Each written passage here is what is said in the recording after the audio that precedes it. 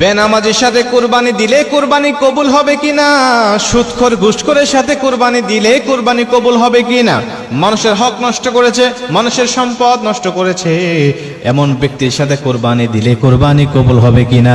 কুরবানির সময় আসলে এমন প্রশ্ন কিন্তু আমাদেরকে খুবই করা হয়, হুজুর অমুক ব্যক্তি তো নামাজ পড়ে না, ওর সাথে কুরবানি চলবে কি চলবে না, অমুক ব্যক্তি সে মানুষকে কষ্ট দিয়েছে, অমুক ব্যক্তি তার আত্মীয় স্বজনকে কষ্ট দিয়েছে, অমুক ব্যক্তি তার সন্তানের হক ফাঁকি দিয়েছে, অমুক ব্যক্তি তার বোনের হক ফাঁকি দিয়েছে, এমন ব্যক্তির সাথে কুরবানি আমার হবে কিনা, কুরবানি দিলে কুরবানি কবুল হবে কিনা, এমন প্রশ্ন কুরবানির সময় আসলে আমাদের মাঝে করা হয়। এই মুসলমান বন্ধু আমার, খুব মনোযোগ দিয়ে কথাগুলো শুনে নেবেন।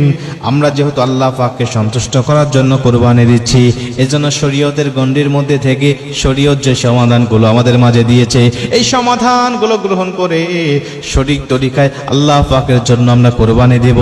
আশা করা যায় আমার আল্লাহ পাক আমার কুরবানিটাকে কবুল করে নেবে। জোরে কোন সুবহানাল্লাহ। আল্লাহ পাক আমার কুরবানি কবুল করে নেবে যদি আমি সঠিকভাবে কুরবানিটা দিতে পারি।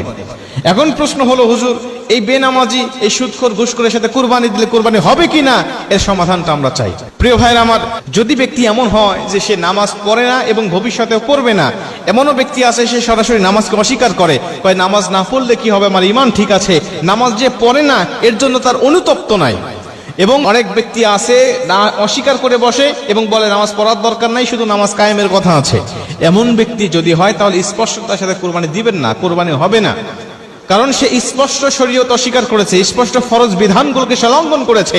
অনেক মুফাসসিরদের মত অনুযায়ী সে আর মুসলমান নাই, সে কুফরি করেছে, সে কাফের হয়ে গেছে, এবং ওনার সাথে কুরবানি আপনার হবে না।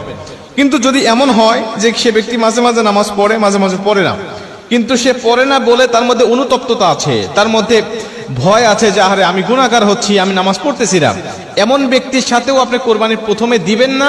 আপনি চিন্তা করবেন সর্বপ্রথম একাকী কোরবানি দেওয়ার জন্য, কোরবানির একাকী দেওয়ার জন্য আপনি চেষ্টা করবেন। যদি না থাকে তাহলে ভাগে যদি দিতে হয়, তাহলে আপনি দেখবেন যারা নামাজ কালাম পড়ে, যারা ইসলামের গণ্ডির মধ্যে থাকে, এমন ব্যক্তিকে খুঁজে বের করা, এদের সাথে আপনি কোরবানি দেওয়ার চেষ্টা করবেন।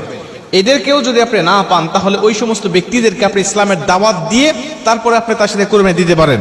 আপনি তাকে বলতে পারেন, ভাই দেখো আল্লাহ তো কোরবানি আমাদের উপরে ওয়াজিব করেছেন, নামাজও আমাদের জন্য ফরজ করেছেন, তুমি নামাজ পড়ো না কিন্তু কোরবানি দিচ্ছ, হয়তোবা তুমি আল্লাহ পাককে সন্তুষ্ট করার জন্য যদি কোরবানি দিতে তাহলে অবশ্যই আল্লাহকে সন্তুষ্ট করার জন্য তুমি নামাজও পড়তে। কারণ আমাদের সমাজে এমনও ব্যক্তি আছে কোরবানির ঈদের দিন সকালবেলা ফজরের নামাজ পড়ে না, তাহলে তার মধ্যে যদি আল্লাহর ভয় থাকতো তাহলে অবশ্যই সে ফজরের নামাজটা পড়ে আল্লাহকে সন্তুষ্ট করত। কারণ সে কোরবানি দিচ্ছে আল্লাহকে সন্তুষ্ট করার জন্য, কোরবানি দিয়েও আল্লাহকে সন্তুষ্ট করা যায়, নামাজ পড়েও আল্লাহকে সন্তুষ্ট করা যায়। সে যেহেতু নামাজ কাজা করছে, কোরবানি দিচ্ছে, তার মানে এই কোরবানির মধ্যে তার গোশত খাওয়ার নেশা আছে, ধান্দা আছে। এই জন্য আপনি তাকে বোঝাবেন, দেখো আল্লাহকে সন্তুষ্ট করার জন্য অবশ্যই নামাজ আমাদের জন্য ফরজ, নামাজটা পালন করতে হবে। অথবা তোমার মধ্যে যে বদ অভ্যাসগুলো আছে, তুমি সুদ খাও, ঘুষ খাও, এটা আল্লাহ পাক হারাম করেছেন, এবং আল্লাহ বলেছেন যারা সুদ খায়, ঘুষ খায়, এরা স্পষ্ট আমার সাথে আর নবীর সাথে যুদ্ধের ঘোষণা দেয়। এখন তুমি আল্লাহর সাথে যুদ্ধের ঘোষণা দিয়ে আল্লাহর জন্য তুমি কুরবানি দিচ্ছ, তোমার কুরবানি কিন্তু কবুল হবে না। অতএব তোমাকে আমি দাওয়াত দিচ্ছি, তোমার সাথে আমি কুরবানি দিব, সমস্যা নাই, কিন্তু তুমি তোমার এই গুনাহ থেকে ফিরে আসতে হবে, তোমার অপরাধ থেকে ফিরে আসতে হবে। তুমি এতদিন নামাজ কাজা করেছো, এখন তোমার নামাজ কাজা করা চলবে না।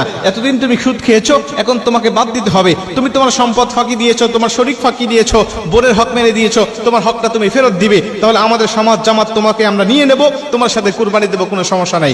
এমন শর্ত দিয়ে বা এমন দাওয়াত দিয়ে যদি আপনি তার সাথে কুরবানি দেন, সে যদি সংশোধন হয়ে যায়, আল্লাহ আপনার কুরবানিও কবুল করবে, তার কুরবানিও কবুল করবে। কিন্তু তার মনের মধ্যে যদি থাকে দুর্নীতি, মনের মধ্যে যদি থাকে তার অন্য কিছু, যে আল্লাহকে সন্তুষ্ট নয় এবং গোশত খাবো বা সামাজিকতা রক্ষার জন্য আমি কুরবানি দেব, তাহলে তার কোরবানি কবুল হবে না, এটা ঠিক। কিন্তু আপনি কোরবানি দেওয়ার কারণে আপনার কোরবানি হয়ে যাবে।